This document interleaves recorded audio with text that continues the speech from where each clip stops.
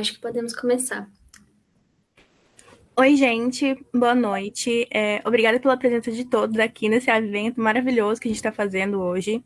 Me apresentando um pouquinho, meu nome é Gabriele, eu estou no primeiro semestre de Engenharia Civil e eu estou atuando como colaboradora do Grêmio para ministrar esse evento maravilhoso que está sendo aí para vocês, que é a Semapol. Bom, gente, muito boa noite a todos. Eu sou a Julia Carla, na Poli mais conhecida como Caju, é meu apelido aí.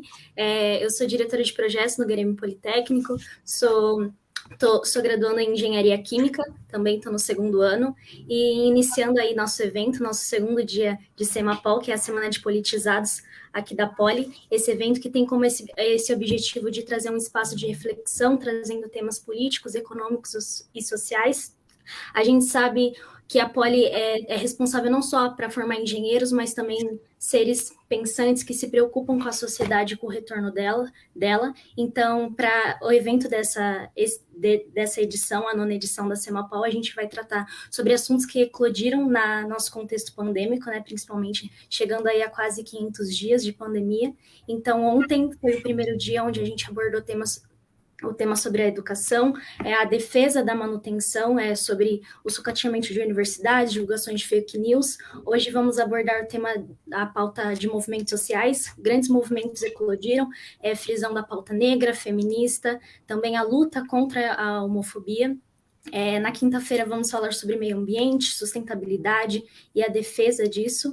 E por último, na sexta-feira, vamos falar sobre a ética na pandemia, principalmente que entrou em xeque aí a questão do economia versus vida e muita coisa que repercutiu durante esse ano, um ano e meio aí.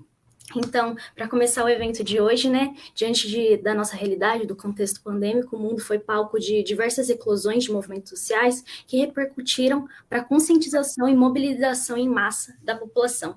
Entre tais movimentos, temos, como eu falei, a pauta negra, feminista, contra a homofobia, LGBTQIA+, tivemos grandes destaques, né, nesse contexto. Então, para participar da nossa conversa de hoje, do bate-papo, temos duas grandes convidadas no que diz respeito à comunicação e representatividade, a Laiana. Laina. Laina, obrigada.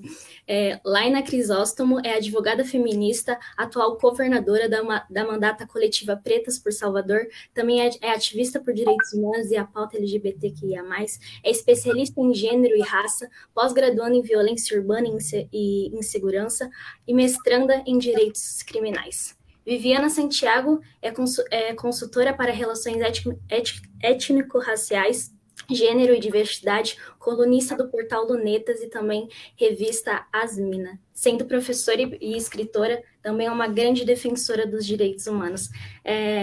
Muito obrigada, em nome do Grêmio Politécnico, a gente agradece muito pela contribuição, por estar fazendo parte desse diálogo aqui com a gente, que por muitas vezes a Escola Politécnica, sendo uma faculdade de engenharia, não tem muito espaço para essa pauta. Então, em nome de todos os organizadores, o Grêmio Politécnico, também todos os alunos que estão assistindo aqui com a gente, sejam muito bem-vindas e obrigada pela contribuição. Vou passar a palavra para vocês e fiquem à vontade para se apresentarem e falar um pouquinho para a gente. Muito massa, minha gente. Boa noite. É uma alegria estar aqui com vocês. Acho que espaços como esse são cada vez mais necessários. E eu fico muito feliz pela possibilidade de estar aqui, da gente fazer o diálogo, da gente construir, né, esse processo de resistência democrática, da gente ir se aquilombando, e mais feliz ainda por estar aqui com Laina, né, muito feliz de te reencontrar, Laina, muito, muito, muito. É uma pessoa que é profundamente inspiradora, eu acho que vocês não saem daqui igual. Ô, mulher, estou muito feliz de estar aqui. Quando eu vi que a gente ia dividir esse espaço, eu achei que, enfim, vai ser potência. Eu acho que a gente sempre tem se encontrado nas trincheiras, né? Eu acho que espaços como esse são de muita resistência mesmo, assim. Eu acho que dialogar sobre a pauta, né, que a gente vivencia, a gente não só luta, mas a gente vivencia, né? Racismo, machismo, LGBTfobia, enfim, e todos os processos de opressão, intolerância religiosa, são diversas, né? Opressões que a gente sofre. Eu acho que tá aqui com parceiras de luta de muito tempo, né, mulher? De muito tempo. Oxe, Débora era bebezinha, imagina. Débora tá Era com bebê. 8 anos, 8 anos. Tem tempo. Muito feliz de estar aqui e dizer que, enfim, estou à disposição.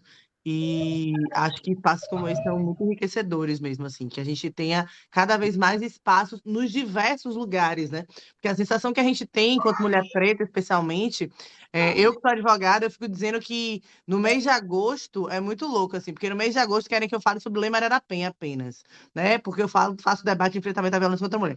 Ou se não, eu sou a mulher preta que vai falar sobre a questão racial apenas, mas que a gente fale em todos os dias sobre a necessidade de combater racismo, machismo, LGBTfobia, porque é uma pauta que é diária, né? Então, enfim, muito feliz.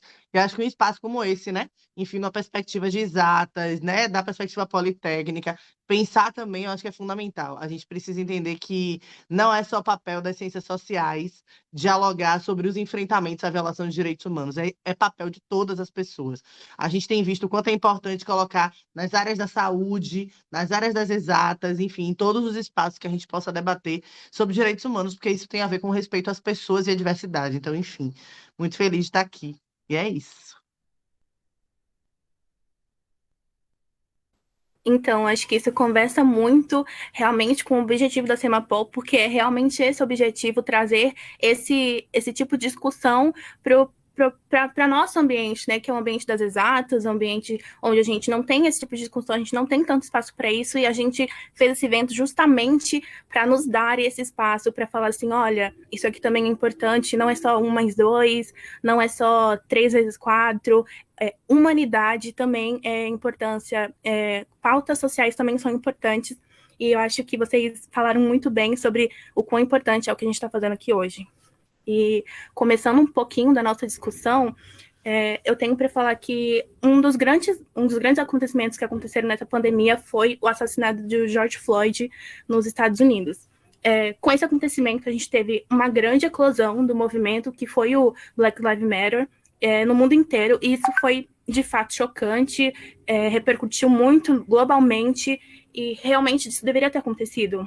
Mas isso faz a gente pensar porque alguma coisa que acontece há séculos tomou essa repercussão agora, tipo, por que na pandemia, por que em 2020, e por que se fez necessário esse acontecimento ser feito lá fora, ser feito num país desenvolvido, num país grande como é os Estados Unidos, para que essa discussão também fosse pensada para cá, para dentro, para o eixo nacional, para outros países. Então, por quê? Por que teve que acontecer lá fora? Por que agora? Tipo, o que tá de diferente para a gente começar a falar sobre isso agora? Se alguma das duas quiser começar a comentar a respeito. Eu tenho algumas ideias, sabe, em relação a isso, porque George Floyd não foi o primeiro George Floyd dos Estados Unidos, né? E a gente, eu costumo dizer assim, como é que a gente quer falar de liderança executiva negra se a gente mata um jovem negro a cada 1 hora no Brasil? Né? Então, quantos George Floyd também já não foram mortos aqui no Brasil?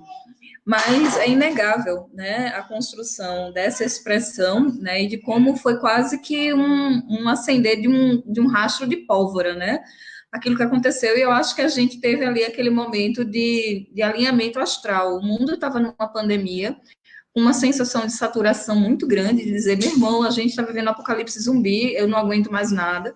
Eu acho que a gente tem um segundo ponto, que é o ponto de que muita gente no mundo estava conectada ao mesmo tempo, assim, essa coisa de estarmos na pandemia, muitas e muitos de nós recolhidos em casa, na internet, no talo ali, o tempo todo, ou seja, aumenta muito a visibilidade e o tempo que isso tem na mídia, porque está todo mundo vendo na TV, e, por fim, o desastre de pseudo-aliados, especialmente do setor corporativo, que eu acho que foi a cereja no topo.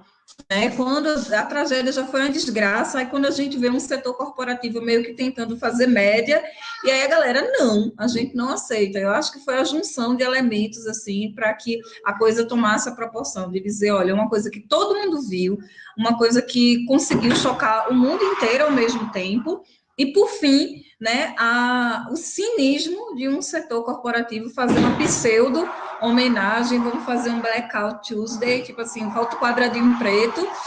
E aí, cara, também a reação dos movimentos negros dizendo não, Não é isso não, e a gente não aceita isso, e aí, de novo, num contexto de muita exposição, de muita gente ali dialogando online, todas as cabeças pensantes que estavam conectadas pensando isso ao mesmo tempo.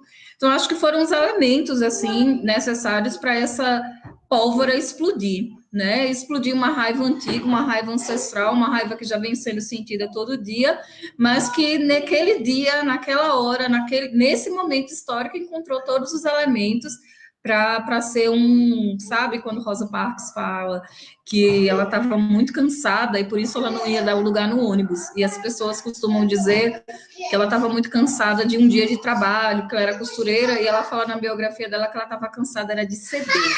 Ela cedia todos os dias, mas naquele dia ela não ia ceder mais, porque ela estava muito cansada. Então a gente teve aquele momento Rosa Parks ali, de uma coisa que acontece todos os dias, naquele dia, seu dia que a gente diz gato, hoje não. Eu acho que é um processo, assim, né? Eu gostei muito da fala da Vivi, porque esse processo de como as empresas tentaram se utilizar disso, né? As empresas tentaram dizer que não eram racistas porque colocavam, né, uma tela preta no Instagram e nas suas redes para poder dizer, então, olha, né, mas eu não emprego preto, eu não coloco preto em espaço de poder, né? Eu não valorizo o trabalho dos pretos, né? Eu continuo, né, promovendo violência, racismo, enfim. Eu acho que aquele caso foi um caso muito emblemático, porque eu me lembro que teve um ato, né? Enfim, vidas negras importam, né? Que inclusive tinham várias pessoas, né? E aí falo, inclusive, da minha própria categoria, né? Da OAB, inclusive, né? Enfim, nacional, debatendo sobre, meu Deus, como foi que aconteceu aquilo com George Floyd. Mas são pessoas, por exemplo, que moram no Rio de Janeiro e que na época tinha acontecido o assassinato de um menino de 3 anos que estava cantando parabéns no aniversário, sacou? No período da pandemia, a gente teve agora, recente, chacina do Jacarezinho, né? A gente teve muito recente aqui em Salvador 2 meninos, Bruno e Ian Barros, que foram assassinados por uma rede de supermercado. Assim como a gente teve do Carrefour, do Extra, foram vários casos que foram acontecendo nesse caminho, mas a sensação que dá é que como se, nossa, aconteceu nos Estados Unidos, meu Deus, nossa, que dor, né? Mas está acontecendo do seu lado o tempo todo. A gente vive uma barbárie todos os dias do racismo. O racismo mata todos os dias. No último final de semana, sabe o que aconteceu aqui em Salvador? 2 mulheres conversavam na porta de casa quando a polícia militar da Bahia passou numa operação e atirou e matou essas 2 mulheres na porta de casa que estavam conversando. É sobre isso que a gente está falando. Célia e Laís. É São duas barata, né? mulheres. Que o povo passa assim e mata como quer. Atirou, é um bairro periférico, no Curuzu, né, em frente à Ileaê. Então, assim, é um bairro periférico de Salvador, é um bairro negro de Salvador. Então, assim, isso tem nos acometido todos os dias. A grande questão, que eu acho que chama a atenção dessa questão de George Floyd, e que eu acho que tomou uma repercussão, primeiro que, assim, foi um caso que foi muito emblemático, né, foi muito forte, né? Gravar aquilo foi muito forte, né? Enfim, eu não consegui ver. E acho que muitas de nós, né, que somos militantes da área, a gente não consegue ver isso, porque é algo que dispara muitos gatilhos em nós, né, de todos os processos de opressão que a gente já vivenciou. Mas eu acho que tem a ver com o nosso poder de mídia hoje, sabe? A gente não depende mais só da TV aberta, a gente não depende mais apenas das mídias corporativas e que só colocam o que querem. Então, hoje a gente tem uma mídia alternativa muito forte, hoje a gente tem a capacidade enfim, compartilhar isso nas redes sociais. Então, isso tem feito, eu acho que isso que Vivi traz, né? A gente tá todo mundo dentro de casa, naquele processo enlouquecedor, né? Enfim, a pandemia segue, né? E saúde mental a gente tem descoberto, né? Os caminhos para poder manter saúde mental, porque foi um processo de adoecimento muito perverso. Então, acho que a gente estava muito conectado, né? Virtualmente, especialmente. Então, isso fez com que a gente ganhasse força. E aí, a esperança que a gente tem é que a gente consiga mudar nome de escolas, né? Escolas de ditadores que a gente tem no Brasil inteiro, que a gente derrube, que a gente derrube, como foi feito nos Estados Unidos, que a gente derrube essas estátuas e essas homenagens que são feitas aos verdadeiros assassinos de uma pátria, que mataram o povo preto, que Uhum. exterminaram os povos originários, os indígenas. Então, a gente precisa seguir fazendo esse debate. Então, acho que esse caso de George Floyd foi um momento assim muito delicado. Mas eu acho que no Brasil a gente precisa ter mais comoção com os casos que acontecem do lado da gente todo Exato, tempo. E aí, quando a gente exato. fala, por exemplo, do período da pandemia, a primeira pessoa que morreu na pandemia foi uma mulher preta empregada doméstica, que vivia numa condição que, para mim, enquanto advogada, é análoga à escravidão. Ela foi obrigada a viver numa condição insalubre de trabalho. Os patrões dela, que para mim são dois senhores, né? Quase coloniais, né? Um homem e uma mulher branca que tinham acabado de voltar da Europa, estavam com Covid, obrigaram ela a se manter trabalhando, servindo a eles. E, para além disso, ela tinha que usar máscara, eles não usavam máscara. Então, essa mulher morre em razão da dificuldade do acesso à saúde, porque para eles estava bom, estava tranquilo, porque eles estavam continuando tendo acesso à saúde. Então, essa mulher morre e logo depois morre um porteiro, né, de um prédio. Então, assim, no Sudeste também, né? Enfim, São Paulo e Rio. Então, acho que a gente precisa fazer um debate muito sério sobre isso. Porque os nossos corpos pretos seguem morrendo de diversas formas, né? Exato. E mesmo na pandemia, né, Laina? Porque eu fico muito arretada quando as pessoas elas vêm com argumentos daqueles super biologizantes, né, para falar por que as pessoas negras têm morrido mais na pandemia. Eu digo assim, meu irmão, você não conhece racismo institucional, não. Você não sabe o que é um racismo estrutural.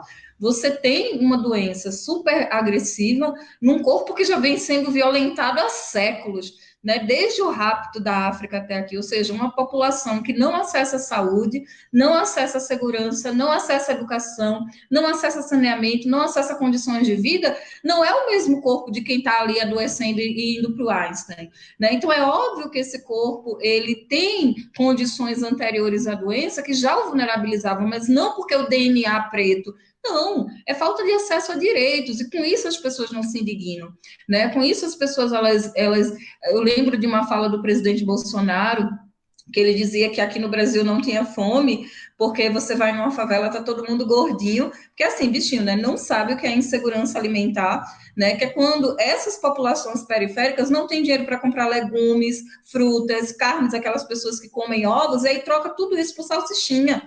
E aí as crianças estão obesas, mas elas não estão saudáveis, porque o que ela está fazendo numa situação de insegurança é isso. É dizer, olha, um pacote de uma comida saudável custa caro, eu comprei um miojo que custa 40 centavos aqui, e as pessoas não entendem que isso é fome, não acessar a alimentação saudável. Agora veja, uma criança que é criada à base de miojo e salsichinha, pega uma doença, o organismo dela tem muito menos chance de responder, né, e de conseguir se recuperar. E é isso que acontece com a gente, com a população negra. A gente tem programa de saúde da família e os esgotos correndo na porta. E aí? Né, você está convivendo nessas condições, né? Mais de 40% dos lares do Brasil não tem acesso a saneamento, né? 70% da população em situação de pobreza no Brasil é a população negra, a maioria mulheres, né? Então a gente está falando de uma violência histórica a qual esse corpo já era submetido e que o Covid é a cereja no topo, morremos mais, mas aí não somos a maioria das pessoas que estão acessando vacinação. Por quê? Né? Já que é com matemática que a galera resolve tudo, né? Pois é, exatamente. Eles querem tanta matemática que eles não acreditam nem na ciência, né? Eles não acreditam nem, enfim, na comprovação dos dados que a gente mostra todos os dias. Que quem mais morre é preto, é pobre, é mulher, enfim, todo esse processo. Enfim, Então, eu acho isso muito correto. Do que eu estava pensando antes, quando eu pensei nessa pergunta, eu comecei a pensar que é tipo assim, acho que as pessoas olharam para isso porque as pessoas pararam, sabe? Elas não tinham mais o trabalho, não tinham mais a escola para se ficar desatento de tudo. Então, elas estavam na frente do celular e era aquilo, entendeu? Apareceu aquilo e aquilo choca. E isso deveria chocar todo dia, porque todo dia isso acontece.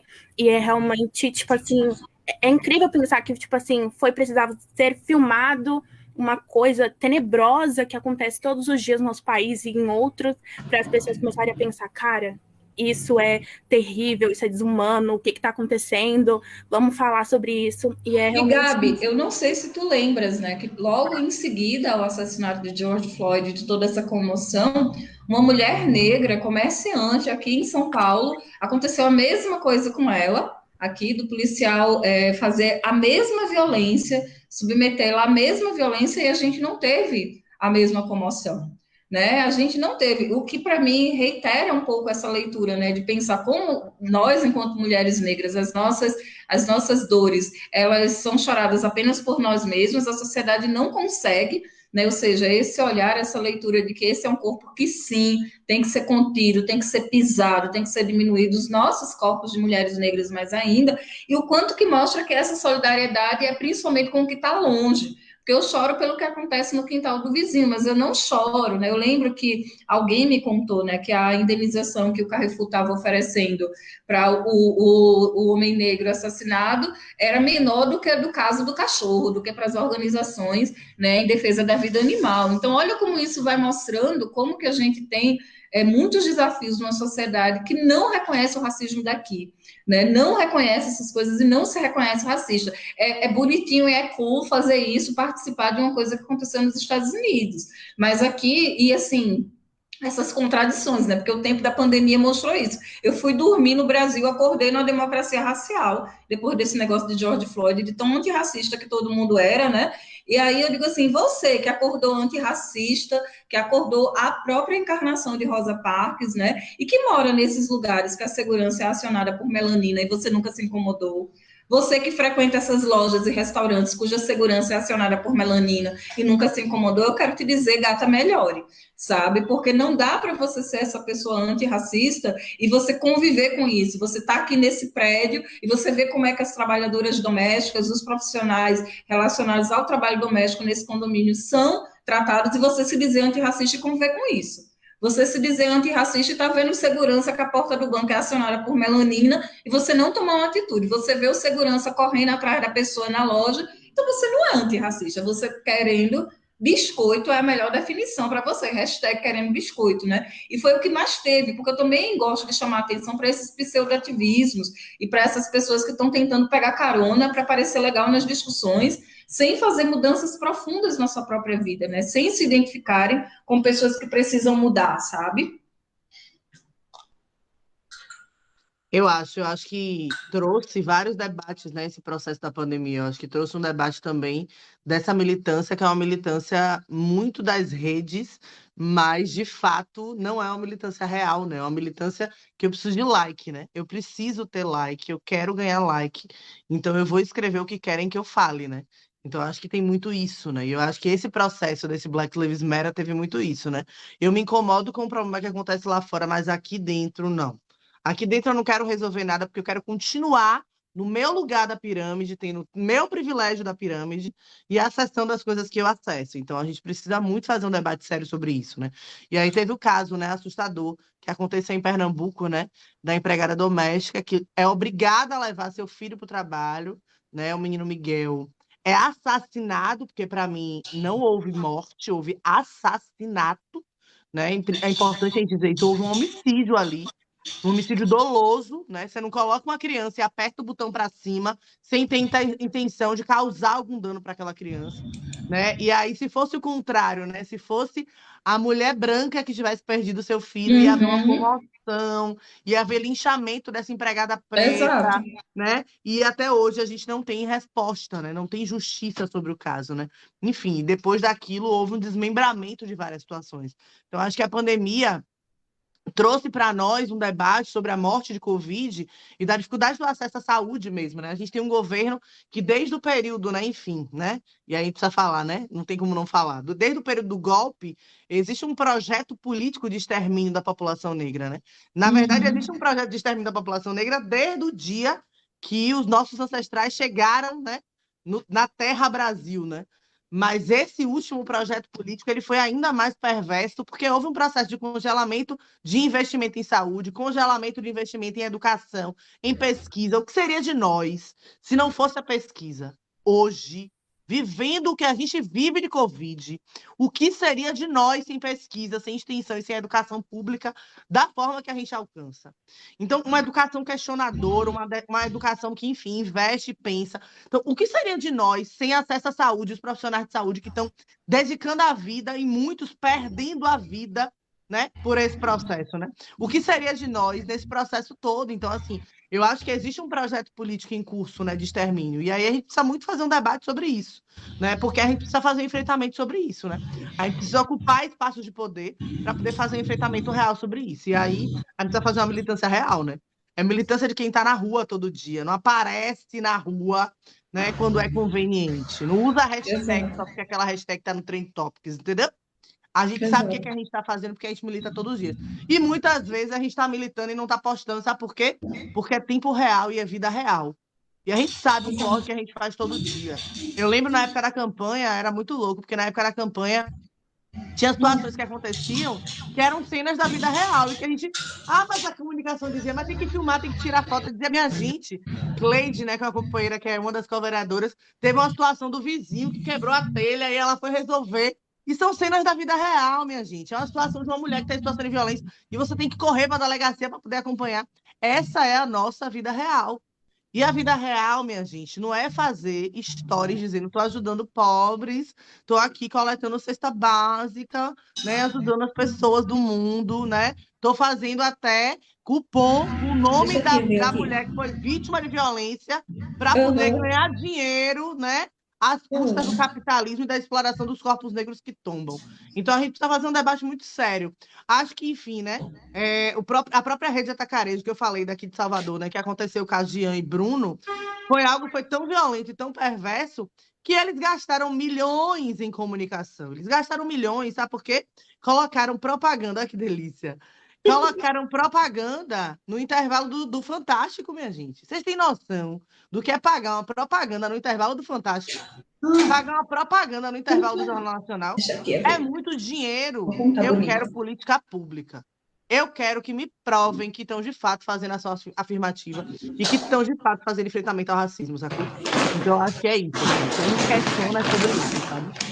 E um negócio assim que eu fico muito. Deixa a tia falar uma coisa aqui. Uma coisa que eu fico muito arretada é essa coisa assim das pessoas quererem fazer para ficar melhor para si, sabe? Esses dias eu estava vendo um grupo de mães e pais falando, não, porque a gente precisa ver essa escola, meu filho está estudando aqui, e a escola não tem uma criança preta que meu filho conviveu. Eu digo, é disso que se trata, né? Quer trazer uns pretinhos assim para colorir a escola para o seu filho ver, não é isso. Sabe, olha, você acredita em educação de qualidade, que é direito de todo mundo, inclusive das crianças negras, vai lá incidir pela educação pública, cara. Dá uma bolsa, 2 nessa escola, vai mudar o quê na desigualdade educacional no Brasil? Porque eu queria entender o que é que se passa na cabeça dessas pessoas, assim, que o grande projeto político é dar 2 bolsas na escola mais cara do Estado e achar que com isso resolveu o racismo institucional e os impactos na educação. Porque eu disse, você quer o quê? Não estou entendendo, assim, quer fazer biscoito que você quer, entendeu? Porque, assim, se você acredita no direito à educação, então, onde é que está a maioria da população? Na escola pública, vai lá incidir por uma escola pública de qualidade. Então, assim, é muito close errado, né, que a gente vê nessas pseudo-militâncias, e que, para mim, vem muito desse lugar da arrogância, das pessoas não entenderem que somos nós as condutoras dessa revolução, né? Que nós, as pessoas, como tu bem disseste, né, que vivenciamos essas violências todos os dias, nós sabemos, né, como é que isso vai ser solucionado e não vai ser solucionado sem nós, né? Então, é muita arrogância, às vezes, a galera chegar assim, sabe? Chegou por último e cair na janela e vem, assim, desconstruindo coisas que, enquanto movimentos sociais, a gente está construindo há tempo pra caralho, só porque você quer botar um like, só porque você quer ser a bonita do rolê, né? E eu digo, não. E aí, essa coisa da educação, essa coisa da saúde. Então, eu acho que é muito importante que as pessoas percebam que essa questão é daqui, né? E que aqui também tem resistência, aqui também tem muita tática, tem movimentos construindo respostas para você, pessoa branca, que estuda na Poli, não achar que vai vir agora Jesus ressuscitado. Aliás, Jesus dizem que já ressuscitou, então não é um bom exemplo. Vai vir uma pessoa lá ressuscitada para salvar os pretos, né? Não, gata, vai lá entender, né? Entenda das agendas, entenda do que está acontecendo e reflita do seu papel, porque a galera fica dizendo assim, ai, essa obsessão, né? Eu moro aqui em São Paulo e a galera tem um pouco dessa obsessão com fazer os mapas familiares, né? Descobrir de onde veio a família. Tem aquela galera que, tipo, a família saiu da Itália há 27 milhões de anos e a pessoa fala com sotaque italiano aqui, chamou o avô de nono. São as coisas super bizarras que acontecem, sabe?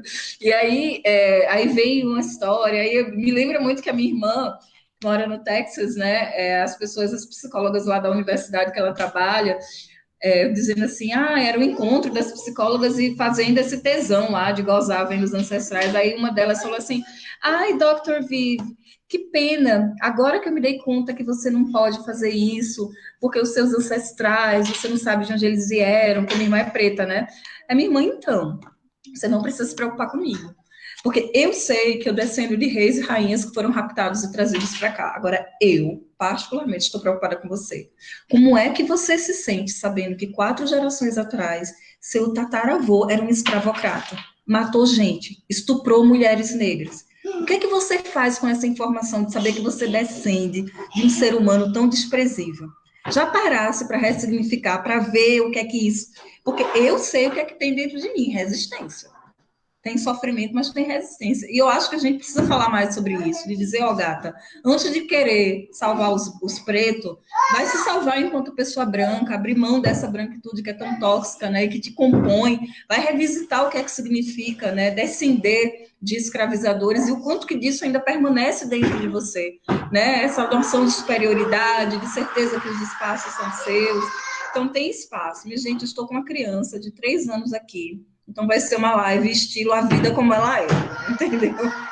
Que tem uma amiga, que eu acho que isso também é um bom exemplo, né? Hoje eu fiz uma palestra de trabalho e eu falei isso, né? É a Gabi Bruce, lá de Recife, ela mora aqui, é a dela, Jamila, e ela foi convidada, ela ganhou o prêmio ano retrasado de melhor grafiteira de São Paulo, e ela foi convidada para grafitar um prédio, né? Ganhou um edital para grafitar um prédio aqui na Zona Sul. Bom, mas é mãe solo e está aqui com a pretita dela, eu falei, traz para cá.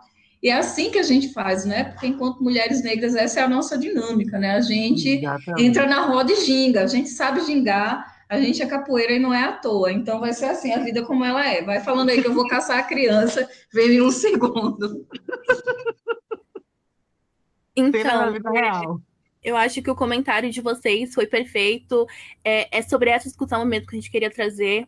Eu ia fazer uma outra pergunta, que era sobre a violência policial, mas vocês foram perfeitos na fala de vocês. Falaram muito bem, abordaram muito bem sobre o que era, o que seria palco para a gente falar na próxima discussão. E vocês foram sensacionais. Estou aqui honrada de estar aqui com vocês, realmente. E é sobre isso mesmo, é sobre olhar e pensar assim, isso aqui tá errado, vamos tentar fazer alguma coisa diferente, mas como fazer diferente se a gente ainda a gente não está pronto para ser diferente, a gente não está pronto para enxergar as coisas com outro olhar, e vocês foram maravilhosos em trazer isso para a gente começar a refletir um pouco sobre o que nós somos, o que nós estamos fazendo aqui, e por que isso não tá legal, isso não tá bom, por que tem que ser diferente, e maravilhosas, perfeitas, e é isso. Caju? Perfeito. Nossa, a fala da Gabi me representa muito. Que aula, é uma honra estar aqui escutando vocês. Realmente, a fala da irmã da Vivi, fiquei arrepiada, realmente. E agora entrando também num tema que envolve também o feminismo negro, mas agora também pegando a parte mais das mulheres. No geral, acho que vocês vão ter bastante propriedade para falar sobre isso. Vocês estão num lugar como comunicadoras na política, na educação, sendo escritoras e tudo mais. Eu e a Gabi também, sendo estudantes aqui de engenharia na Poli, que infelizmente recentemente saiu uma estatística na Poli que no ano de 2020 aproximadamente 18% do público de graduação na escola politécnica é composto por mulheres, e ainda é um número muito pequeno. Durante a história ele já foi muito menor. A gente vai quebrando algumas coisas, por exemplo, estamos aí a primeira diretora da história da Poli, a Lied, sendo mulher, então a gente quebra algumas coisas, mas está longe, muito longe de ser o ideal. Então, linkando agora com a próxima pergunta, queria falar sobre um pouco da construção da sociedade, né? Vocês sendo mulheres em posição de destaque, parece que a gente não tem muito a visão, assim, as suas respectivas áreas de atuação e tudo mais. Parece que a gente sempre precisa ser um pouco mais assertiva do que os homens. Parece que a gente não tem muito espaço de fala, e é muito importante essa representatividade. No começo mesmo que vocês falaram, a gente precisa estar lá para mostrar quem vive na pele as coisas e tudo mais, para estar nesses palcos de destaque. Só que a gente vê muita dificuldade nisso ainda. Então, porque os homens são vistos ainda como sendo mais assertivos do que as mulheres, mesmo quando eles discorrem pelo mesmo ponto de vista ou algo assim? Por que a gente tem ainda tanta dificuldade? O que a gente pode fazer sobre isso? Quer começar, Vivi? Então, é difícil responder sobre isso, assim. Eu acho que... Enfim, eu sou uma mulher preta, né? E eu acho que em vários momentos a gente é lida como preta raivosa, né? É a preta histérica, é a preta raivosa, é a que fala alto. Sim, eu falo muito alto. E sabe por que que eu falo alto? Porque muitas vezes não me ouvem.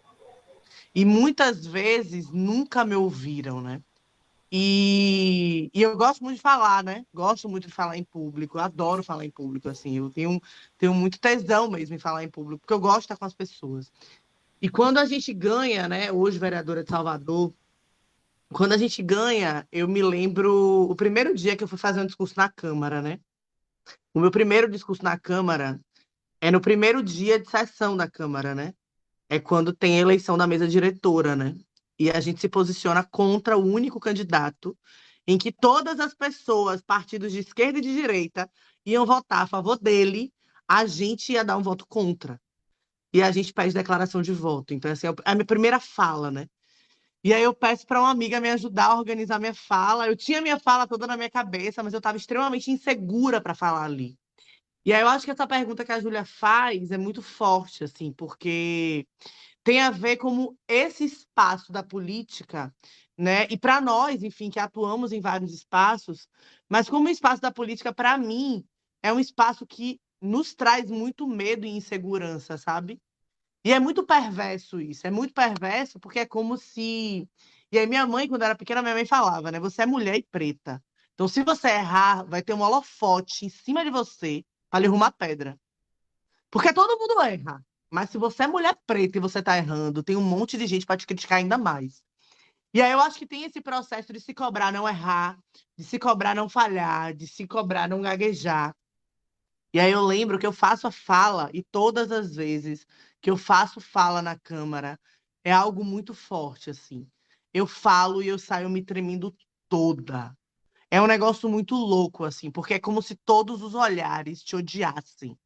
É como se os olhares desejassem que você caísse, que você não suportasse falar aquilo, que você se silenciasse, que você chorasse no meio de uma fala e demonstrasse insegurança. E eu acho que isso tem a ver com a forma que eles não sabem lidar da gente em espaços de poder. Eles não sabem lidar com mulheres em espaços de poder. E aí são os homens, né? É a sociedade, enfim, são vários espaços. Mas o espaço da política, e aí, enfim, falando desse momento que eu tenho vivenciado hoje, mas o próprio espaço da advocacia sempre foi muito violento comigo, assim. Eu sempre gostei da advocacia criminal, então, assim, nossa, advocacia criminal, você vai fazer júri? Você vai para presídio? Não, isso não é papel de mulher. Mulher não faz isso. Como assim você vai atuar nessa área? E aí, na política hoje é muito louco, porque todas as vezes que eu vou falar, eu começo. E aí, enfim, tem várias falas minhas, inclusive, né? No perfil das pretas, né? Pretas do Salvador no Instagram. Todas as minhas falas eu começo dizendo: e aí, vocês vão calar a boca para eu falar? Porque é isso. Isso aqui tá parecendo o quê? Porque é isso, eles viram de costa na hora que as mulheres vão falar. Só são 8 mandatos de mulheres em Salvador, 9 mandatos de mulheres em Salvador. Então, assim, são 43 cadeiras, né? Só 9 de mulheres, né? E eles viram de costa. O microfone de baixo fica ligado e fica um monte de ruído, você não consegue se ouvir falando. Tem horas que você grita, toda a sessão eu saio rouca. Então, é um processo que é muito violento. Eles não sabem lidar com a gente no poder. E aí acontece uma situação, né? De uma discussão sobre alguns projetos de lei. E aí a gente, né, recebe as secretarias, né? Secretaria da Fazenda, enfim, e aí a gente faz uma discussão sobre aquele tema, aqueles projetos de lei. E a gente questiona várias partes, né, orçamentária, jurídica, nananana, da construção dos projetos de lei. E aí vem um vereador em seguida, logo depois da minha fala, e ele faz assim: Nossa, vereadora, que fala excelente! Você fez uma fala técnica, né? Nossa, a vontade que eu tive. Ô, orixá, me dê paciência, não me dê força. Que a vontade que eu tive foi de pegar o microfone e dizer assim: Ô, nego, repare, respeite onde eu vim, viu? Respeite de onde eu vim. Porque a leitura dos caras, quando eles veem mulheres em espaço de poder, é que a gente segue sendo louca e histérica. Eles não sabem lidar, e aí eu sigo gritando. Eu não tenho problema, grito mesmo, grito. Grito porque eu quero ser ouvida. E aí, sabe o que é que tem acontecido na Câmara de Salvador? Várias mulheres, que são inclusive da bancada do governo, estão percebendo o quanto elas são interrompidas. Elas estão percebendo que todas as vezes que elas vão falar, eles ignoram. Mas quando são os caras, eles são extremamente parceiros. Um cita o outro, um abraça o outro, um aplaude o outro. Então, o machismo nos afeta todos os dias. Então, a gente precisa seguir fazendo esse exercício. Acho que não é uma tarefa fácil, né? Tem dias que, enfim, a gente fica mal mesmo, assim, e aí não tem como falar só de coisas positivas, sabe? De estar em espaços de poder. Acho que tem vários processos, nossa saúde mental, nosso medo. E aí não tem como não falar de todo o processo da violência política de gênero que é cometida às mulheres negras. Não tem como não falar. Muitas mulheres negras, né, são acometidas de violência política de gênero. Enfim, eu já vivenciei a situação de estar na Câmara de vereador dizer assim: tá andando nas minhas áreas, foi? Tá andando muito nessa cidade, hein? Então, é um processo de tentativa de silenciamento, é um processo de tentativa de retirada daquele espaço.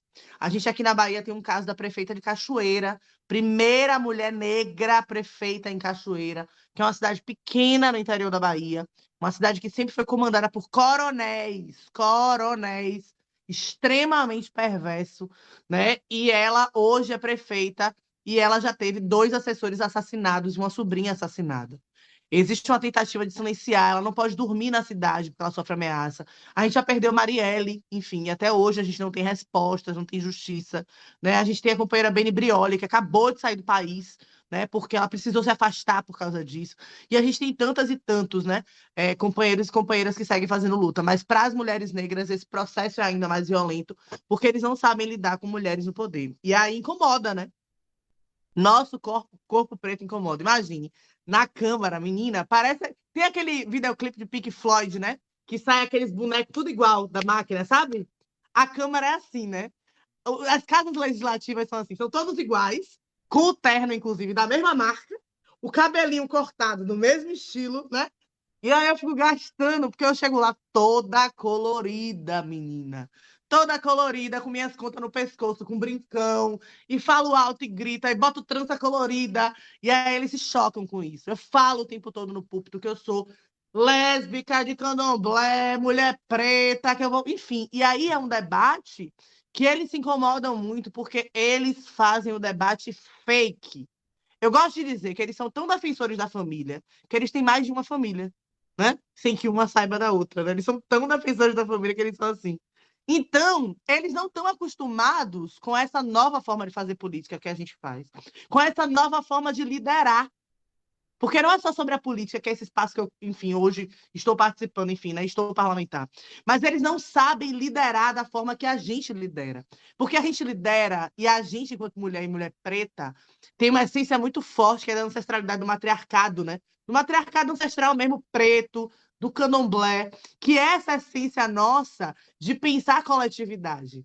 A gente não pensa numa luta só, a gente pensa numa perspectiva coletiva. Então, eles não sabem lidar com isso, né? Eles não conseguem lidar. Então, quando a gente fala e faz desse jeito, isso assusta.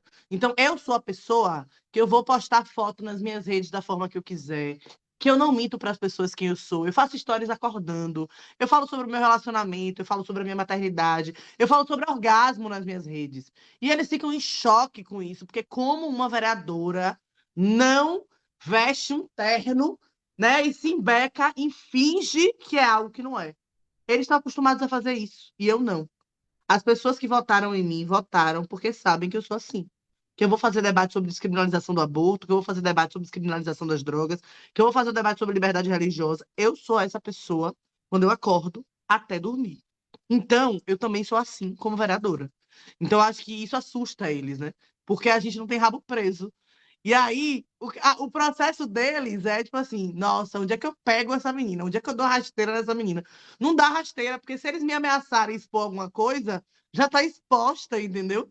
Eu nunca menti sobre quem eu sou, então todo mundo sabe quem eu sou. Então, não tem o que pegar. Então, é um processo que é difícil, é desgastante, mas eu acho que a gente faz isso, né, por nós, pelas próximas gerações, e em respeito às ancestrais, né, da gente que, enfim, brigaram muito para a gente estar no espaço que a gente está e conseguindo falar sobre o que a gente pensa da forma livre que a gente fala. Então, enfim, é motivo de orgulho, de respeito, mas também de muita responsabilidade seguir em espaços onde a gente possa fortalecer e pensar coletivamente a luta e os enfrentamentos por nós e por outras mulheres, né? Eu acho muito foda, né, tudo isso que tu trazes, e perceber, assim, o quanto que esses espaços, eles são muitos, espaços em que as pessoas, elas não acham que nós devemos estar enquanto mulheres, e mais ainda quando a gente pensa nessa dimensão de nós mulheres diversas, né, que a gente não vive numa sociedade que é só machista, é uma sociedade que é machista e racista, é LGBTQIA-fóbica, é capacitista, é uma sociedade que tem um profundo pensamento etarista. Então, quando você está da idade de Caju e de Gabi, você é nova demais. Quando você passa um pouquinho da idade que eu estou, você já é velha demais, não sabe. Vocês duas não sabem ainda, eu deixei de saber. Né? Então, tem um problema, a gente nunca está no ponto certo para essa sociedade, né? E é uma sociedade profundamente castradora, e tem muitos espaços que não eram para ser nossos, e definitivamente todos eles são espaços relacionados a poder, né? As pessoas nos querem tolhidas, as pessoas nos querem submetidas, as pessoas nos querem naquele lugar em que fique muito nítido, né, uma subalternização para a gente enquanto mulheres, né? E isso é mesmo quando nós já estamos lá, né, que é aquela coisa de fazer isso, né, de falar depois da sua fala, falar, olha como você fez uma fala técnica, e você diz assim, mas eu sou técnica, o que é que você esperava, né? E eu lembro que uma vez eu fiz uma fala de encerramento, né, num congresso que era da União Europeia com um sistema de justiça no Brasil. Então, estavam todos desembargadores, juízes, carai de asa.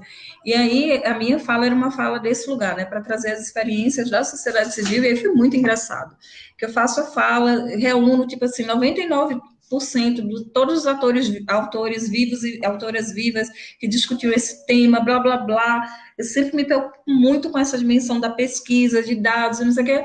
Aí, quando eu termino, o desembargador olha para mim e faz assim, mas você fala um português muito bem, né?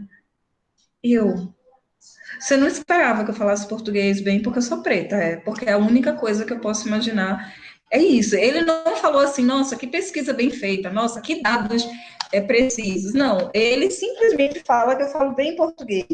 E aí, quando ele me fala o que é que ele achou melhor na minha fala, que é o bom português, ele está dizendo que ele não esperava. E ele não esperava de quem? Ele não esperava dessa mulher negra. Ele está se relacionando com essa coisa que Patrícia Hill Collins chama de imagem de controle, né? Eu sou aquela mulher negra, nordestina, para terminar de fuder, então eu não devo falar bem. Assim, ele estava esperando que eu fosse fazer, sei lá, um repente, com nenhum problema com os repentistas. Mas ele fala muito mais dele do que fala de mim quando ele faz. Então, mesmo quando quando estamos nos lugares, esses lugares eles não se tornam mais fáceis, né? Porque a cultura desse lugar não se modificou. Vai custar mais tempo, né? Então, até que sejamos nós a metade ou a maioria, e a gente não quer ser só a metade, a gente quer estar ali bem, sabe? E não faz bem para a nossa cabeça. Eu falo para as pessoas, as pessoas acham, né, que suas questões estão resolvidas quando você chega nesse lugar. Não, suas questões acabaram de começar, né? Porque é o teu equilíbrio que está em jogo. Então, pensar essas estratégias de sobrevivência, de autocuidado, de como é que a gente se fortalece, se apoia. E é por isso que eu não acredito em mulheres que chegam lá e chegam sozinhas e ficam sozinhas. Ninguém se sustenta sozinha. Né? Não é da nossa tradição enquanto mulheres, menos ainda enquanto mulheres negras, né? Eu digo, olha, quando você vê aquela pessoa que é só ela sozinha em todo canto, só ela aparece, só ela faz isso, ela não abre 1 milímetro para ninguém, desconfie. Essa pessoa, ela pode ser superior, né? Preta por fora e tá com vários outros valores por dentro ali que não são os afrocentrados, né? E eu acho que a gente que de fato se importa, né, com as nossas origens, com a nossa tradição, e a gente sabe da importância de termos umas às outras. Primeiro porque a gente só está aqui porque teve quem veio antes, mas principalmente a gente só fica aqui porque tem quem está sustentando a gente agora. Eu digo que é de oração, a reza, a macumba na esquina, moedinha para Exu, nas 7 encruzilhadas, tem gente pedindo por mim em todo canto, e eu só estou aqui por causa de cada uma das pessoas. É minha irmã pedindo oração por mim na igreja, minha irmã mais nova, botando meu nome no livro de oração, é a macumbeira batendo um tambor para mim, é o povo espírita chamando as entidades, e somos nós, estamos em grupo. Então, acho que também perceber, assim, que mais do que chegarmos, a gente quer viver bem, como nós dizemos, né? A gente quer o bem viver, eu quero o direito de viver e não ser violentada. E aí eu trago como provocação, né, de que a gente pode fazer isso de duas formas. A gente pode fazer isso invadindo, e a gente vai continuar invadindo. Eu gosto quando Creuza, ela dizia quando ela era presidente da Federação Nacional de Trabalhadoras Domésticas, que ela dizia assim, que se morar é um direito, ocupar é um dever. E a gente sabe ocupar, porque aquele lugar pertence a gente ocupa. Mas eu também acho que é um bom espaço para os caras, sabe, de dizerem assim, meu irmão, você não se incomoda não, porque eu me incomodaria, sabe, de estar num lugar onde eu sei que tem outras pessoas que deveriam estar ali, elas não estão, eu não fazer nada por isso.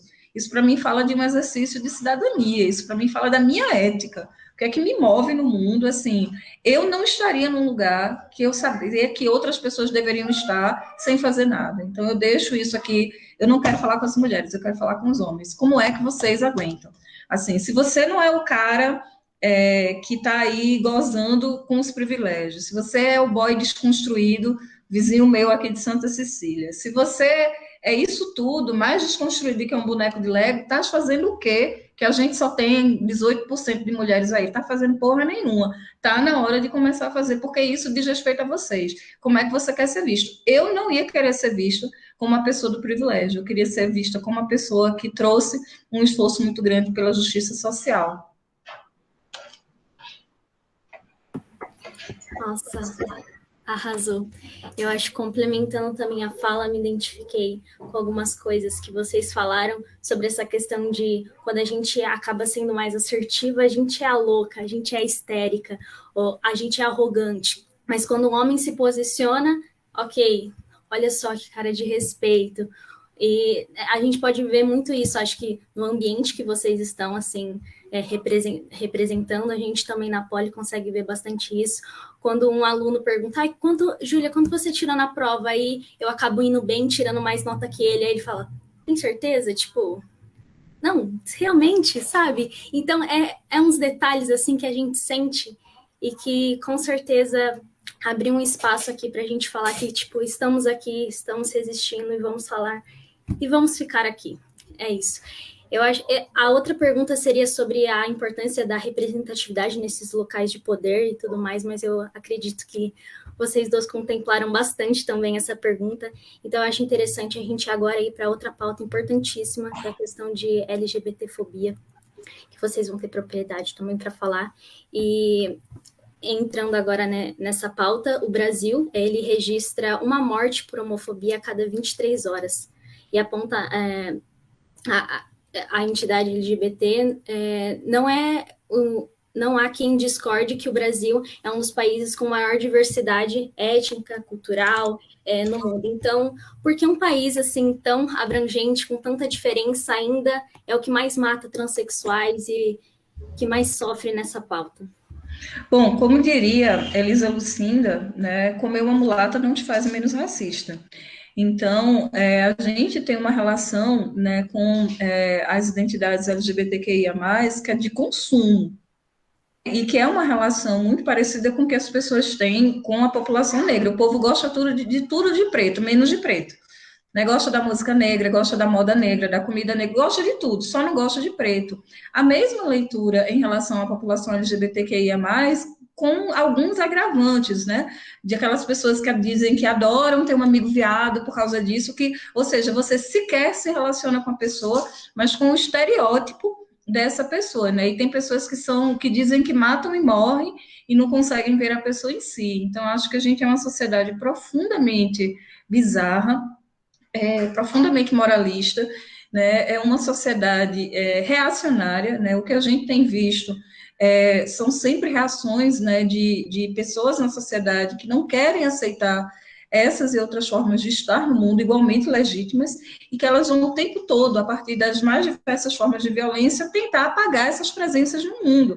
São essas as pessoas que falam que não pode ter beijo gay na novela, que não pode, tudo bem namorar, mas nada, não pode andar de mão dada, não pode isso, não pode aquilo, né? E são pessoas que, dentro dessa cultura completamente repressiva, eventualmente elas constroem uma relação, né, de ódio com o outro, de ódio a si mesmas, e é só isso que elas têm para dar. E elas burras que são, né, não conseguem entender que quanto mais a gente discute e debate, né, sobre a diversidade, quanto mais a gente aumenta os repertórios, né, de sexualidade, de diversidade, melhor fica para todo mundo, né, porque todos os adoecimentos mentais, os suicídios, né, que estão muito relacionados, né, a esse processo de construção de auto-ódio, mesmo casos de homofobia relacionados a auto-ódio, eu odeio essa pessoa porque ela me lembra daquilo que eu sou e eu não quero ser isso, né, ampliar o acesso de crianças e adolescentes a outros discursos sobre o sexo,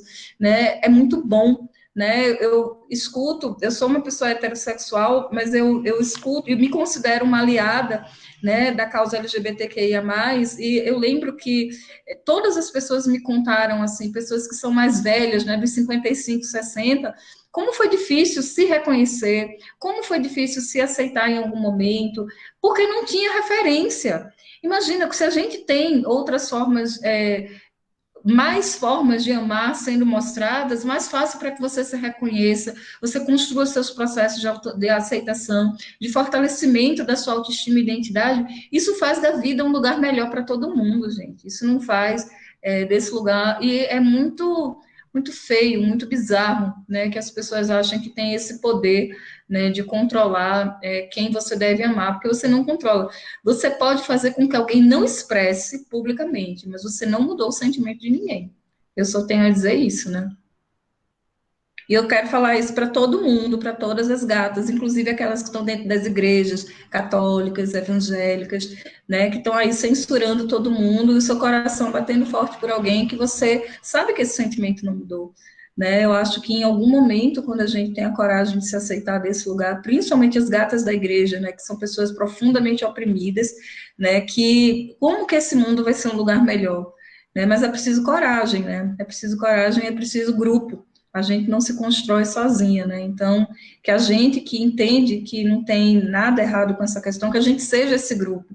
Porque eu também vejo muita gente super aliada, teve quando a moda era trans, porque tudo é moda, né? A moda desse ano é preto ainda tá, a gente ainda está no rabinho da moda dos pretos. Então, todo mundo gosta de postar foto com um amigo preto. Mas, há uns anos atrás, a moda era trans, né? Todo mundo tinha uma amiga trans, e eu dizia assim, já fui na tua casa? Tu deixa eu carregar teu bebê? Oi, titia. Bota o Mickey já já. Então, assim, tu não consegue ver. Então, que a gente tenha, de fato, afetos reais, e não afetos para ganhar like, né? Porque tá osso essas pseudo-solidariedades, né? Não, eu acho muito forte essa fala de Vivi, né? E eu acho que é muito sobre isso, assim. Eu acho que a gente vive num país, né? Mas não só no o nosso país, né? O mundo, há 31 anos atrás, ainda tinha homossexualismo, né? Uma doença que precisava ser curada, né? Hoje a gente consegue debater sobre homossexualidade, sobre várias letras que cada vez mais surgem. Eu acho que cada vez mais suja, né? Eu falo que as pessoas falam, nossa, mas cada vez tem mais letra. Eu falo que tenho várias, que tenham letras suficientes para falar quem nós somos, né? Que todas as letras nos representem, porque é isso, assim. Tem vezes que na comunicação bota LGBT, eu falo, então, é LGBTQIAP+. Aí o povo, ai meu Deus, botou A e botou P, eu falo que bote mais. E o mais é para dizer que cada vez mais vai crescer mais letra. E que cada vez mais a gente se sinta representado e a gente consiga definir quem nós somos.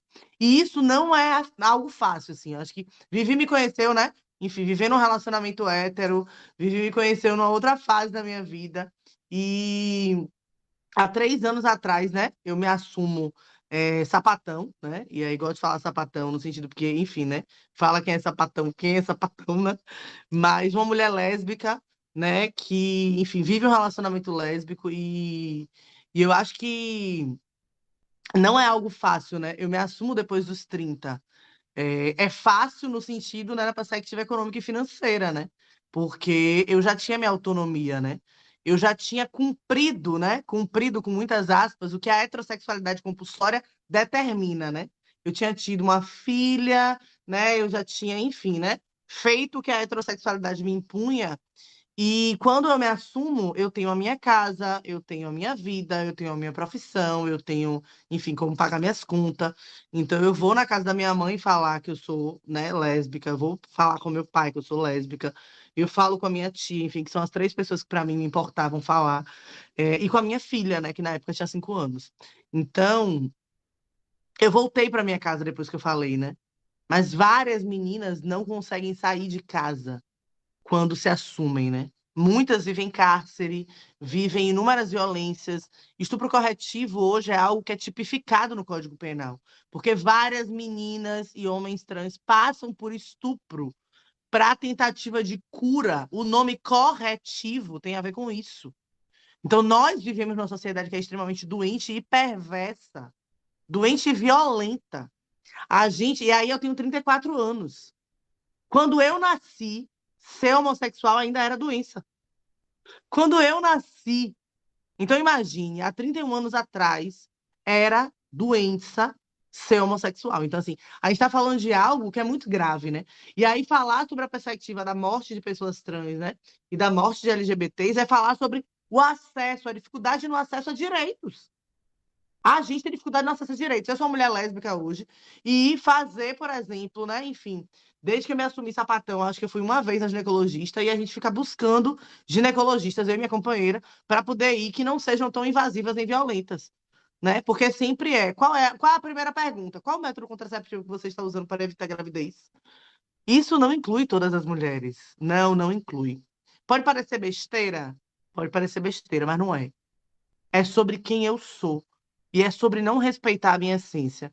Eu lembro que eu entrei numa organização, comecei a trabalhar, e aí tinha o teste admissional, né? Enfim, de saúde e tal. Um exame médico. E aí, no exame médico, o médico pergunta: qual o método contraceptivo? Você usa. Não, ele não pergunta qual o método contraceptivo, ele pergunta: usa pílula? Aí eu falo: não. Camisinha? Aí eu falo: meu Deus, você usa tabelinha? Eu falei: não, eu sou lésbica. Ele: ah. E aí ele fica em choque, assim, porque é isso, assim, é como se eu não existisse. E é sobre isso, assim. Eu acho que existe um problema muito real, assim. E quando a gente fala. Desculpa, a gente teve fogos aqui na janela. Mas quando a gente fala sobre as letras, né, e sobre o processo da violência, isso tem a ver com o processo da invisibilidade. E por isso que a gente debate tanta importância da visibilidade bissexual, da visibilidade lésbica, da visibilidade gay, da visibilidade trans. Por quê? Porque nós nem sequer existimos estatisticamente. Então, por exemplo, hoje no Brasil, os dados que a gente tem sobre violência contra mulheres lésbicas são do meu espaço de fala, né, do meu lugar de fala. Quando a gente fala sobre números de violência contra mulheres lésbicas, é algo que o movimento social busca. É a ANTRA, é o GGB, que estão fazendo busca sobre violência contra pessoas LGBTs. Então, assim, hoje, por exemplo, existe um dossiê do lesbocídio que foi feito por pessoas que queriam pesquisar isso, mulheres que queriam pesquisar. Então, a gente só tem dados sobre mortes de mulheres lésbicas em razão da condição de serem lésbicas, porque pessoas decidiram pesquisar, porque o Estado brasileiro é omisso. O Estado brasileiro não quer visibilizar dados, sabe por quê? Porque quando visibiliza dados, ele é cobrado a criar políticas públicas. Então, quando a gente não existe, não precisa ter política pública para quem não existe. Então, quando as pessoas falam, nossa, mas esse. Tem a galera do direito, né? E falando da minha área, né? A galera do direito fala, Laina, você está defendendo criação de lei e de direito a partir do STF. Eu sou uma mulher lésbica. Eu vivo um relacionamento há 3 anos com a minha companheira. E eu só consegui casar com ela no papel, porque o STF garantiu isso. É sobre isso. Se eu sofro uma violência enquanto mulher lésbica, por essa situação, por ser mulher lésbica, eu posso ir na delegacia e dizer: tem uma lei que me ampara. Tem uma lei que criminaliza a LGBTfobia. E ninguém pode me discriminar pela condição de eu ser lésbica. Então é sobre isso, sabe? É sobre existir. E aí tem muita gente que vai dizer: ai, meu Deus, que bobagem. Não, não é bobagem. Porque muitas de nós, e aí no Dia das Namoradas, né, a gente falou muito isso, assim, muitas pessoas postaram isso, né? Que você possa, no próximo Dia dos Namorados, namoradas e namorades, colocar foto de quem você ama. Porque muitas ainda vivem um processo de ter que fingir quem não são. Então, é um processo que é muito violento, isso que Vivi traz, né? Como a igreja tenta curar. E aí é muito louco, porque a gente está falando de uma alteração do CID, né, do Código Internacional de Doenças, de 31 anos atrás, mas recentemente o Conselho Federal de Psicologia teve que intervir para que a tentativa que psicólogos, né, tiveram, inclusive alguns psicólogos pastores, né, tentaram curar LGBT. Não se cura o que não é doença. Nós não somos doentes. Então, quando a gente fala sobre o número absurdo de mortes de pessoas trans e do número absurdo de mortes de LGBTs, isso tem a ver com a perversidade da dificuldade no acesso a direitos. E aí, eu preciso falar do último caso que aconteceu, né? Enfim, que ganhou uma repercussão muito grande, que foi do jovem de 22 anos, que foi estuprado coletivamente, né, em Florianópolis. Ele sofreu um estupro coletivo de 3 pessoas, de 3 homens, que inclusive colocaram objetos nele e tatuaram ele com palavras homofóbicas. Isso tem a ver com o requinte da crueldade da violência, né? Enfim, eu acho que a gente precisa cada vez mais debater sobre essas questões, porque discursos como o de Patrícia Bravanel são discursos que, na verdade, não... E aí eu já estou entrando para outra pergunta, né? É porque não dá para aguentar. Mas discursos como o dela não é sobre a opinião, sabe? Não é sobre, ai meu Deus, a minha criação. Olha, nega, reparem. Se você foi criada assim, problema seu. LGBTfobia é crime. Não é opinião. Você não tem que, eu não gosto. Problema seu. Eu existo e suporte. Se você não quer respeitar, suporte e não faça nada porque tem crime para isso. É sobre isso, sabe? Ai, meu Deus, eu não quero a minha filha namorando com um negro. Problema seu. Isso é racismo. Não é opinião, não é, ai, meu Deus, é porque eu não sei lidar. Não, isso é racismo e é crime. Então, LGBTfobia, machismo, racismo, atitudes como essas, elas são criminosas. E para além de criminosas, é apologia. Para mim, isso tem a ver com apologia à naturalização da LGBTfobia.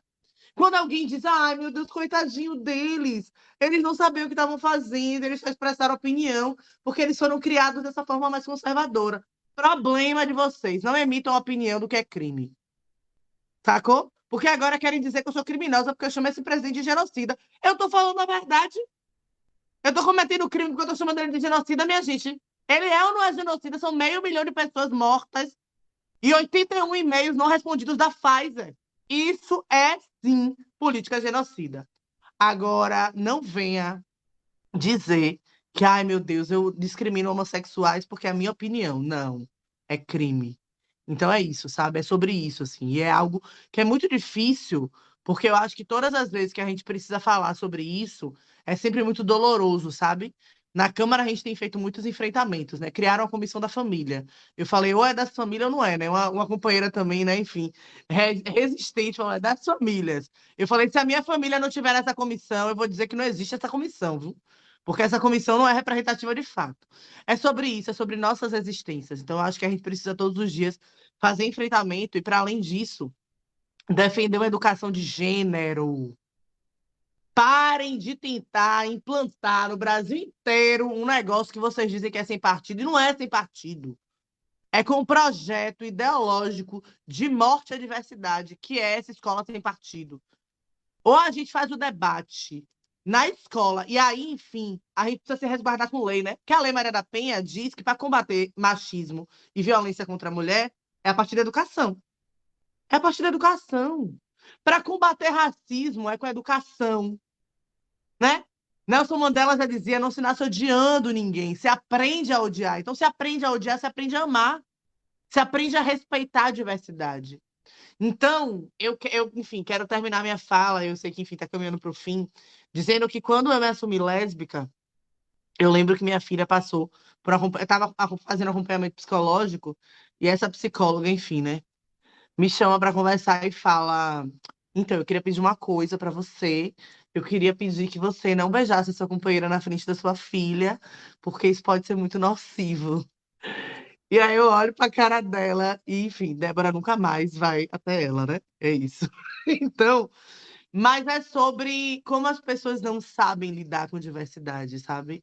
E elas não sabem respeitar quem nós somos. E aí eu falo isso porque quando eu me assumo lésbica, aí eu conto pra várias pessoas, né? Que, enfim, que eu tava vivendo um relacionamento lésbico, enfim.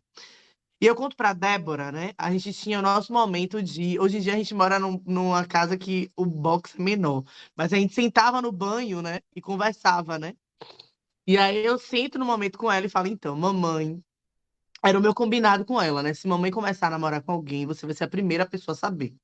E aí eu sento com ela e falo, então, mamãe tá gostando muito de uma menina. Ela já conhecia a Eline, né, que é minha companheira. Eu falo, mamãe tá gostando muito de uma menina e mamãe quer namorar com essa menina. E aí ela é capricorniana, viu? Capricorniana com acidente em virgem. Então ela, tá. E aí ela me ignora. E aí, tempos depois, fico sabendo que ela, tipo, na escola disse, então, mamãe tá apaixonada por uma menina, tá namorando com ela.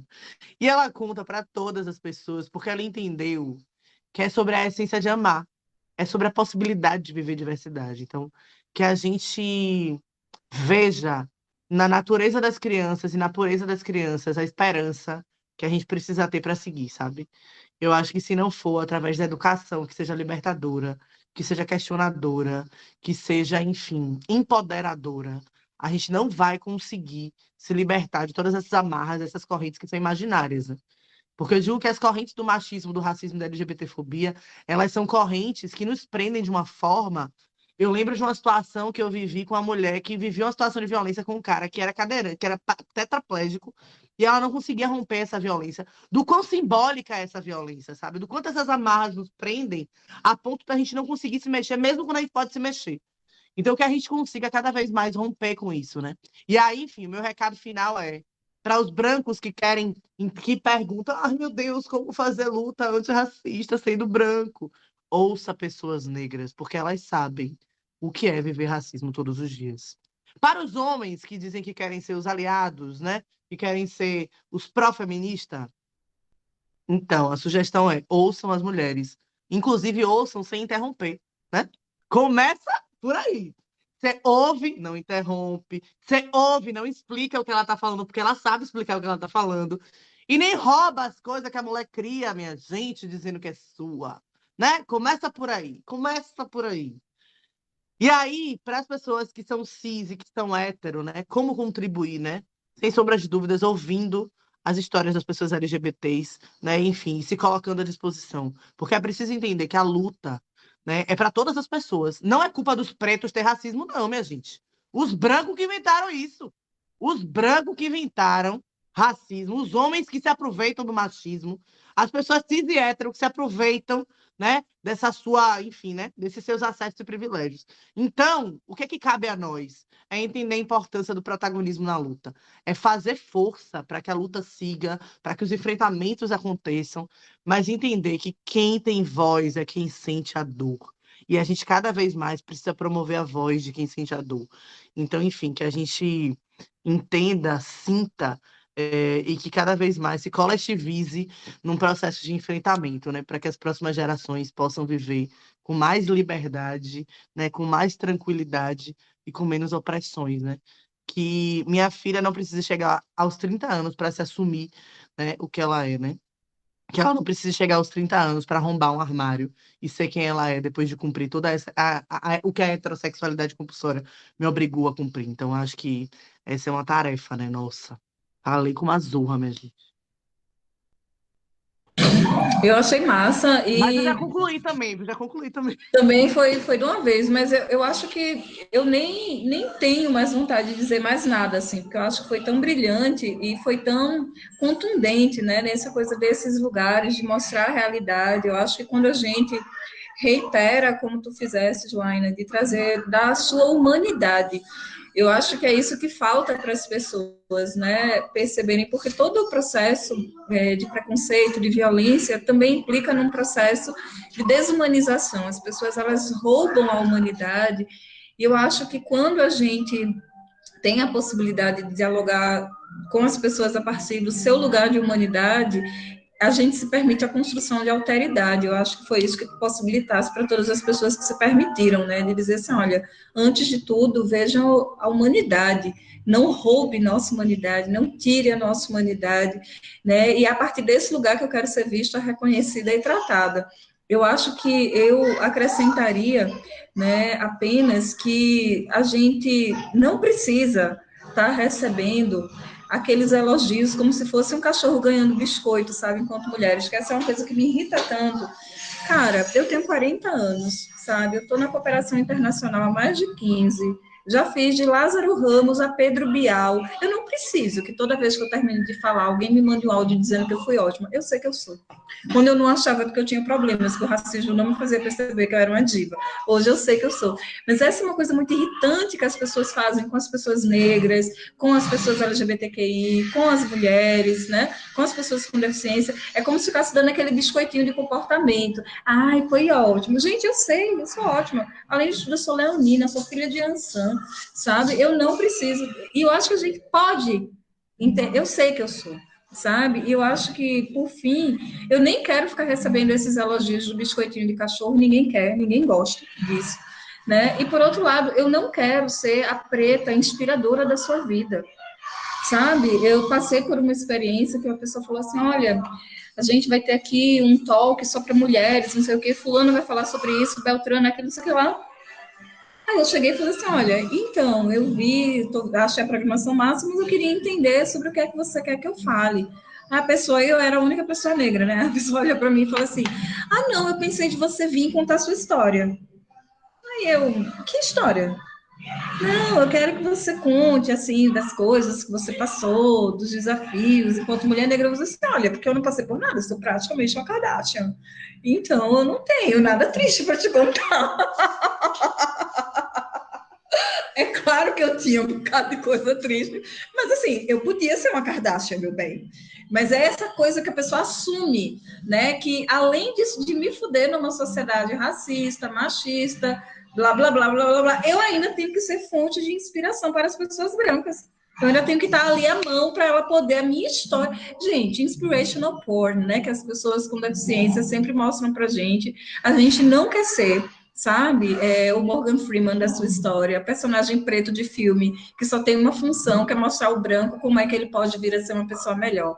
Nós, mulheres, não queremos fazer isso com os homens, nós, pessoas negras, não queremos fazer isso com as pessoas brancas, e as pessoas com deficiência não querem fazer isso com as pessoas que não têm deficiência. A nossa história não serve para inspirar você a ser uma pessoa melhor. Trabalhe isso na sua terapia e venha-se embora lutar, que a luta precisa de você. Sim, eu tô, assim, lisonjeada por estar aqui falando com vocês. E isso mostra, tipo, já me mostrou um tempo atrás, me mostra repetidas vezes o quão é importante ter pessoas como vocês sendo representando pessoas como a gente, sabe? Falando assim, eu sou mulher, eu sou preta, eu estou aqui e eu vou continuar aqui, eu posso estar aqui, eu tenho o direito de estar aqui. Isso aconteceu comigo quando eu estava lá no nono ano, vendo um vídeo no YouTube falando assim, mulheres podem ser engenheiras, mulheres podem ser matemáticas, mulheres podem estar na ciência, e eu olhei para mim e falei assim, eu posso estar aqui, eu vou estar aqui, lutei, batalhei, passei por diversas dificuldades, e hoje estou aqui na Poli, estudando engenharia civil para falar, eu, mulher, preta, posso estar aqui, tenho o direito de estar aqui, esse lugar sim é meu, e eu vou continuar aqui, eu vou tentar fazer de tudo para que mulheres e qualquer pessoa que vivam em mesmas condições que eu vivo possam estar aqui, tenham o direito de estar aqui, porque elas têm, mas a sociedade olha para ela e fala assim, ó, tu é preta, tu é mulher, eu acho que tu não deve estar com os caras lá, porque eles são muito maiores que você, hein? Tipo, abaixa um pouco tua bola, e não. Hoje em dia, quando eu falo, tipo assim, eu sempre me boto muito pra cima e falo assim, eu sou boa, eu sei fazer isso, eu consigo fazer isso, se você não consegue me dar, o que eu faço? E as pessoas sempre olham pra mim e falam assim, não, por que você se bota tão pra cima, né? Por que você fala tão bem de si? Porque eu sou assim, esse é o meu lugar, eu posso falar, eu sou boa, eu sou assim. Se você não sabe, senta, espera, e é assim que a gente vai construindo esse movimento de, tipo assim, mulheres se empoderem, pessoas LGBTQI+, se coloquem também, falem assim, eu posso estar aqui, eu não sou definida pela minha sexualidade, eu não sou definida pelo meu estereótipo, eu sou mais do que isso, e reconheçam que eu posso ser isso, que eu posso ser muito mais do que só a minha cara me entrega. Então, agradeço demais pela presença de vocês, foi maravilhoso. Eu saí daqui transformada, como o Vivi falou no começo, converso com vocês, a gente não sai a mesma pessoa, e eu acredito que cada pessoa que esteja assistindo essa live vai sair muito melhor do que entrou. Com certeza, acho que a Gabi disse tudo, a importância desse espaço aqui. A gente sabe como a Poli, as estatísticas não são muito favoráveis às minorias, mas ainda assim resistimos. Existem vários grupos coletivos na Poli, como a Poli Pride, a Politécnicas Resistem, a Poli Negra. Então, é muito sobre isso que vocês falaram. Estamos aqui existindo, vamos continuar existindo, vamos ser engenheiras, e é um prazer estar aqui com vocês, com esse diálogo, com mulheres tão incríveis. A Gabi também é um prazer estar organizando esse projeto desse nível aqui. É realmente uma oportunidade muito grande, e acho que eu encerro a minha fala também falando que a Semapol ainda vai continuar durante a semana. Quinta-feira vamos falar sobre sustentabilidade, meio ambiente. Por fim, vamos finalizar com um evento na sexta-feira sobre ética na pandemia, sobre economia versus vida, frisando as negligências do governo, da população. Então, é realmente muito importante isso. Eu agradeço a todos, as convidadas, todos que estão assistindo, a Gabi também aqui. E é isso. Boa noite a todos. Tchau, querida, boa noite. Foi lindo, lindo. Eu acho que fique com a música de Gonzaguinha. Eu só sei que eu confio na moça, e é na moça que eu ponho a força da fé. Somos nós que fazemos a vida. Vamos embora fazer essa vida como der e puder e quiser. Um cheiro, gente. Arrasou. Beijo. Cheiro, Laina. Pega meu número aí no chat, viu? Peguei já. Vou mandar um oi pra você no zap. Tchau, meninas. Um cheiro.